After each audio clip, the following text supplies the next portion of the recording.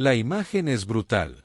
Una calle angosta, húmeda por la lluvia reciente, casas de teja vieja, portones cerrados a piedra y sombra en el pavimento. Casquillos aún calientes, vidrios rotos, una mancha oscura que nadie quiere nombrar. A lo lejos, una sirena ahogada. En primer plano, una cámara de celular temblando mientras graba el infierno. Ocurrió anoche, martes, 4 de febrero, en el municipio de Sayula de Alemán, al sur de Veracruz, barrio Canapa. Un punto tranquilo del mapa que en cuestión de minutos se convirtió en zona de guerra. Lo que parecía una noche común de pueblo terminó siendo 45 minutos de fuego real, 4 calles cerradas, ráfagas a cielo abierto y una casa que no era una casa. Era un mensaje. Eran las 21:12 cuando entró el primer reporte. Una llamada corta, nerviosa. Hay hombres armados en la calle Reforma. Están saliendo con fusiles. Las patrullas apenas giraron la esquina cuando empezó la lluvia de plomo.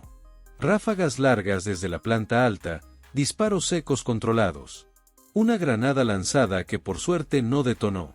El eco se metió en las casas, en los pulmones, en la cabeza. Gritos de civiles, perros ladrando y una voz por radio que todavía hoy hiela la sangre. Nos están rodeando. Necesitamos refuerzos. Ya, ya. 5 patrullas, 15 elementos. Del otro lado, terreno elevado, visión total y algo peor, decisión de matar. Los vecinos se tiraron al piso, apagaron luces. Algunos lloraban abrazando a sus hijos, otros grababan en silencio. En uno de los videos que ya circulan se escucha a un niño gritar tapándose los oídos. La madre no llora. No puede. El sonido era inconfundible. AK-47, R-15 y disparos desde un vehículo negro sin luces. Las paredes quedaron tatuadas de plomo. Un agente cayó herido en la pierna, arrastrándose detrás de una patrulla perforada. Otro gritaba a órdenes sin respuesta. No sabían cuántos eran. Solo sabían que no estaban improvisando. Minutos después llegaron los refuerzos. Guardia Nacional, Ejército, tropas encapuchadas. Las calles Reforma, Lerdo y Zamora quedaron cerradas. Esto ya no era un arresto, era una toma. Desde Ciudad de México a las 21:27, Omar García Harfuch fue notificado. La instrucción fue directa, sin rodeos. Que nadie salga, que nadie más caiga, porque lo que estaba pasando en Sayula no era un incidente aislado, era un desafío. Y el video que se filtró minutos después lo confirmó todo. No se escuchaba un enfrentamiento, se escuchaba una ejecución transmitida en tiempo real. ¿Qué detonó la furia criminal en ese barrio? ¿Y qué había dentro de esa casa para sostener una balacera así? Sayula de Alemán es un municipio pequeño. Calles con nombres de próceres, ventanas enrejadas, gente que se saluda con la cabeza. Pero esa noche la calma fue sustituida por algo más denso que el aire, una tensión que se podía oler. Los primeros reportes llegaron a las 20:53. Un vecino escuchó detonaciones dentro de una vivienda. No gritos, no música, disparos espaciados, como pruebas. Eso no son cohetes, dijo al 911. Minutos después, otra llamada. Hombres armados en una casa blanca. Entran y salen. No son de aquí. La policía activó un protocolo moderado. Creyeron que era una casa de consumo, no de guerra. Al llegar a la esquina de Reforma y Zamora lo vieron claro.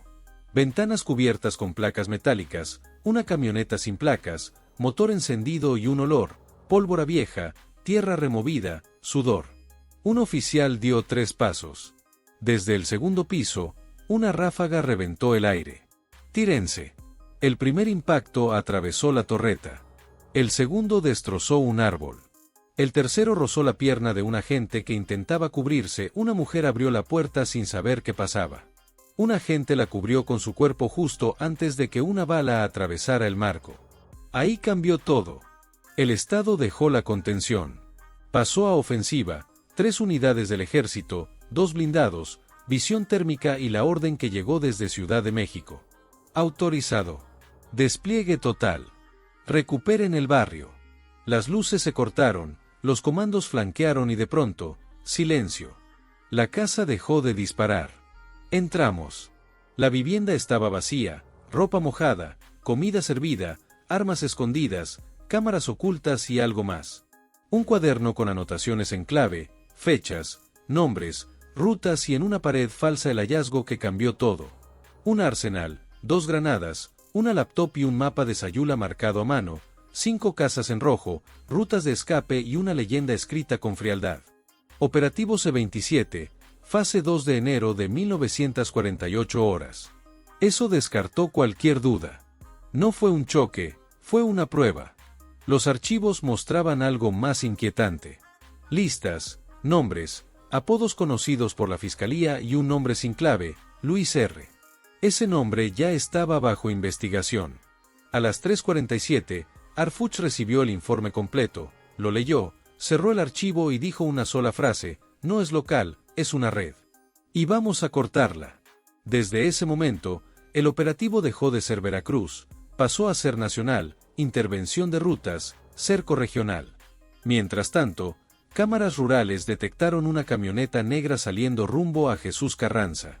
No se detuvo, no dudó, como si supiera que Sayula solo era la distracción. Amaneció el 5 de febrero. Barrio acordonado, silencio pesado, videos virales. Una pregunta flotando en el aire.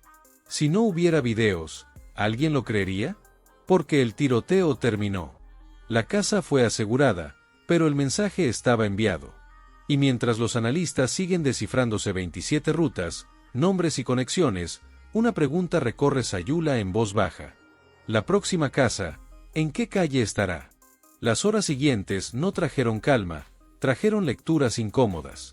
A las 6:18 de la mañana, mientras el barrio Canapa seguía acordonado, los analistas de inteligencia comenzaron a cruzar los datos del archivo C-27 con eventos recientes en el sur del país. Y lo que apareció en pantalla cambió el enfoque por completo. No era un operativo aislado, era un patrón. En los últimos 90 días, 3 municipios con características similares a Sayula habían registrado incidentes menores que nunca escalaron a medios nacionales.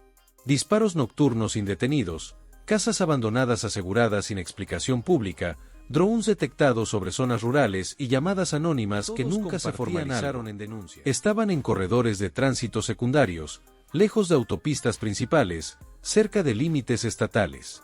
Sayula encajaba perfecto. Eso explicaba algo que los mandos no lograban entender desde la madrugada. ¿Por qué una célula tan armada eligió un barrio popular y no una zona serrana? ¿Por qué quedarse 45 minutos disparando en lugar de huir? Porque no querían ganar el enfrentamiento, querían medir al Estado. A las 7:02, un informe preliminar del ejército fue claro. Las posiciones de fuego estaban calculadas para provocar entrada frontal, no para resistir indefinidamente. Las rutas de escape no salían por la parte trasera inmediata de la casa, sino por calles laterales con puntos ciegos previamente marcados en el mapa hallado. Eso significaba una sola cosa. La retirada estaba planeada antes de que llegaran. Mientras tanto, en Ciudad de México, el equipo de Harfuch activó un protocolo que rara vez se usa de forma abierta. Cruce silencioso de bases de datos municipales, no órdenes de aprehensión, no comunicados, solo lectura, contratos de obra, empresas fantasmas, vehículos oficiales prestados fuera de horario. Y entonces apareció el primer hilo suelto. Una de las placas detectadas en cámaras cercanas a Sayula pertenecía a un vehículo dado de baja, pero seguía circulando con permisos provisionales renovados desde una oficina municipal. La firma aparecía una y otra vez, siempre la misma inicial, siempre autorizaciones express. No se hizo público, pero se marcó en rojo. A las 9:34, un nuevo reporte tensó aún más el tablero. Un dron militar detectó movimiento en una zona de parcelas a 7 kilómetros del barrio Canapa. 4 hombres caminando rápido, mochilas tácticas, sin armas visibles. Uno de ellos llevaba una sudadera oscura pese al calor. No parecían huir, parecían trasladarse. El seguimiento duró solo 8 minutos, luego desaparecieron bajo una arboleda cerrada que conectaba con un camino de terracería rumbo a Oaxaca.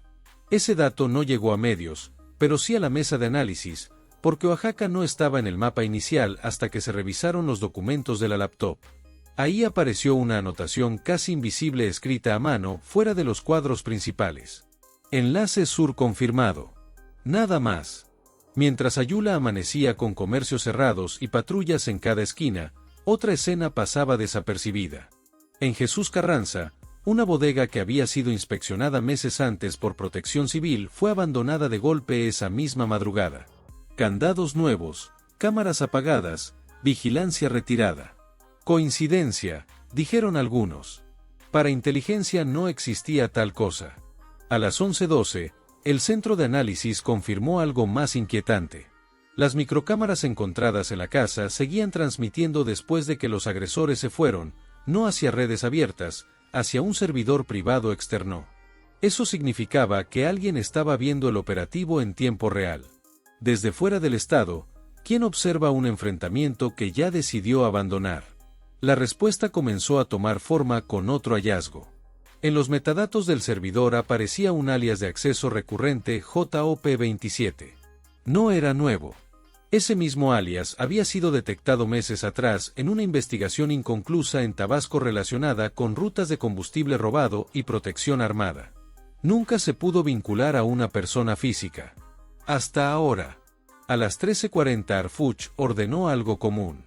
No detener aún. Observa, el objetivo ya no era Sayula, era quien reaccionaba tras Sayula y reaccionaron. En menos de 6 horas, 3 movimientos llamaron la atención. Un funcionario municipal solicitó licencia médica urgente. Un proveedor de servicios de videovigilancia canceló contratos en 2 municipios y una camioneta negra fue detectada por tercera vez cruzando rutas secundarias sin detenerse en retenes. La misma camioneta, el mismo patrón. Para ese punto, el operativo ya no tenía nombre público. Internamente solo se referían a él como la red, porque lo que empezó como una balacera terminó revelando algo más profundo. Una estructura que no necesita dominar territorios grandes, solo insertarse, observar, probar y desaparecer. Mientras los vecinos de Sayula barrían casquillos frente a sus casas y los niños volvían a preguntar por qué hubo disparos, en oficinas cerradas se tomaba una decisión silenciosa. No cerrar el caso, no anunciar capturas, seguir el hilo hasta donde llegue, porque si 27 fue solo la fase 2, ¿dónde estaba la fase 1? ¿Y cuántas casas más ya estaban marcadas sin que nadie lo supiera? Y sobre todo si el operador J no fue capturado, si la red sigue activa y si alguien desde dentro facilitó la entrada, ¿cuánto falta para que el siguiente barrio despierte con el mismo sonido? El problema ya no era lo que había pasado en Sayula. El problema era lo que empezó a moverse después. A las 15:06, mientras el sol caía de lleno sobre el sur de Veracruz, un reporte interno encendió una alerta que no estaba en el radar público. 3 antenas de telefonía rural ubicadas entre Sayula y Texistepec registraron picos de tráfico inusual justo después del enfrentamiento. No llamadas largas, no mensajes abiertos, paquetes de datos cortos, encriptados, repetidos, lenguaje máquina. Eso indicaba coordinación, no pánico. Alguien estaba reagrupando. En paralelo, una unidad de análisis financiero detectó algo igual de inquietante. En las últimas 24 horas, 4 cuentas vinculadas a cooperativas locales recibieron depósitos pequeños fraccionados, todos por debajo del umbral de reporte automático. No era dinero para huir, era dinero para seguir operando. A las 16:22 llegó el informe que nadie quería leer completo. Uno de los nombres de la lista encontrada en la laptop no era un apodo criminal, era un cargo administrativo vigente en un ayuntamiento cercano. No un mando, no un jefe, un operador gris, alguien que abre puertas, firma papeles, habilita accesos, el tipo de persona que no sale en fotos, pero que hace que todo funcione. Ese nombre fue aislado del expediente público, no por protección, por estrategia, porque el objetivo ya no era detener, era mapear. A esa misma hora, en una carretera secundaria rumbo a Oaxaca, una patrulla estatal reportó algo aparentemente menor. Un retén abandonado, conos tirados, una camioneta oficial apagada, radios desconectados. Nadie sabía quién había estado ahí. No había reporte de instalación ni de retiro, simplemente apareció y desapareció. Ese dato cruzado con el mapa de C-27 marcaba exactamente una de las rutas de escape señaladas en rojo. Ahí adentro ya no se duerme, dijo señalando la vivienda asegurada. No hubo transmisión, no hubo comunicado, solo una instrucción clara. No busquen al tirador, busquen al que dio la orden, porque algo no cuadraba. Si el objetivo era una completa, ¿por qué dejar evidencia? ¿Por qué transmitir en vivo? La respuesta empezó a tomar forma con el análisis de los videos recuperados. En uno de ellos, grabado desde una microcámara colocada en el marco de una ventana, se ve algo que pasó desapercibido en tiempo real. En el segundo 11, justo antes de que la ráfaga más intensa empiece, alguien dentro de la casa levanta la mano y hace una seña. No es para disparar, es para esperar. 2 segundos después, el fuego se desata. Eso no es improvisación, eso es dirección. Y entonces apareció otro detalle inquietante. En ninguno de los audios captados se escucha pánico. No hay gritos desordenados. No hay órdenes contradictorias. Hay calma, demasiada calma. En los archivos de la laptop incautada había un patrón temporal. Las fechas marcadas en el cuaderno no coincidían con eventos pasados, coincidían con eventos futuros, reuniones municipales, ferias locales, cambios de turno policial. Sayula aparecía como el primer punto, no como el final. Eso obligó a replantear todo, porque si la casa no era el centro, si solo era un nodo temporal, entonces el verdadero objetivo podía ser institucional, no territorial. Mientras tanto, la presión social comenzaba a sentirse. En redes locales surgieron rumores, versiones encontradas, nombres que se repetían sin pruebas. Algunos hablaban de traición interna, otros aseguraban que el enfrentamiento fue permitido. Nadie tenía certeza y la incertidumbre es el mejor fertilizante del miedo. A las 6:47, un nuevo informe llegó desde una dependencia que rara vez aparece en titulares. La Coordinación de Análisis de Riesgos Civiles había detectado desplazamientos atípicos de familias completas en 2 colonias cercanas. No huían, se iban en silencio de madrugada sin anunciar nada. Eso no pasa después de una balacera cualquiera. Eso pasa cuando la gente siente que algo no terminó. En paralelo, el área de inteligencia financiera confirmó lo que ya se sospechaba. Una empresa constructora con contratos recientes en la zona había retirado maquinaria pesada esa misma noche, sin notificación, sin actas, sin explicación. La ruta de salida coincidía otra vez con el mapa de C-27. A las 9:18, Arfuch recibió un segundo informe consolidado. No hablaba de Sayula, hablaba de comportamientos y la conclusión era inquietante. La red no reaccionó con violencia después del operativo, reaccionó con orden. Eso significaba liderazgo, significaba mando centralizado y significaba que el operador J no estaba improvisando. Un detalle adicional terminó de cerrar la hipótesis. En uno de los videos encontrados en la carpeta Nodos había un fragmento de apenas 6 segundos que nadie había notado. La imagen era borrosa, grabada desde lejos, pero suficiente. Un hombre de espaldas hablando por radio, no llevaba pasamontañas, no empuñaba un arma, solo daba instrucciones. No era un combatiente, era un coordinador. El archivo estaba fechado 2 días antes del enfrentamiento. Eso confirmó lo que ya se intuía. Sayula no fue una reacción, fue una escena programada mientras los medios seguían repitiendo 2 abatidos, un herido. En mesa cerrada se hablaba de otra cosa. ¿Qué tan profundo llegaba la red y cuántos nodos seguían activos? A las 11:56, una conversación intervenida arrojó una frase que encendió todas las alertas. No se quemen. El punto ya cumplió. No se refería a personas, se refería a lugares. Eso implicaba algo más grave. La casa de Sayula no fue tomada por error. Fue entregada. Entregada para distraer, para medir tiempos, para registrar protocolos. Y mientras la atención pública seguía puesta en la balacera, otro movimiento pasó casi invisible. 2 funcionarios municipales solicitaron vacaciones por motivos personales el mismo día. Ambos aparecían de forma indirecta, vinculados a proveedores señalados en los archivos E27. No se les detuvo, no se les citó, aún no, porque la estrategia ya estaba definida. No cortar ramas, ir por el tronco.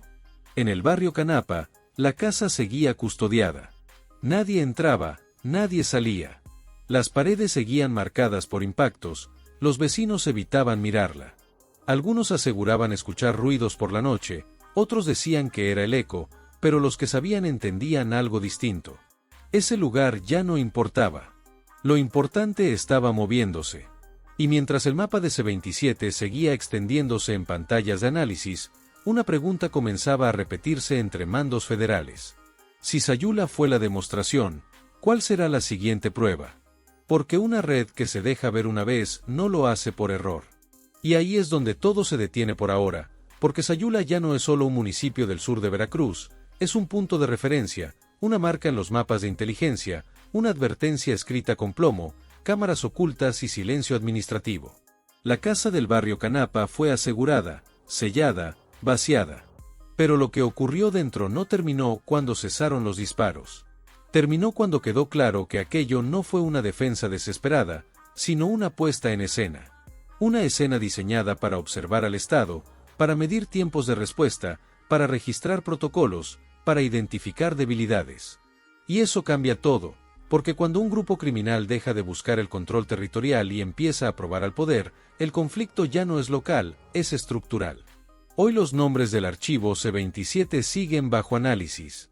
Las rutas marcadas en rojo continúan vigiladas. Las cámaras siguen buscando la camioneta negra que nunca se detiene.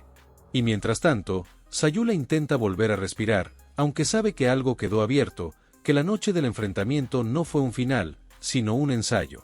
El Estado movió sus piezas, la red también.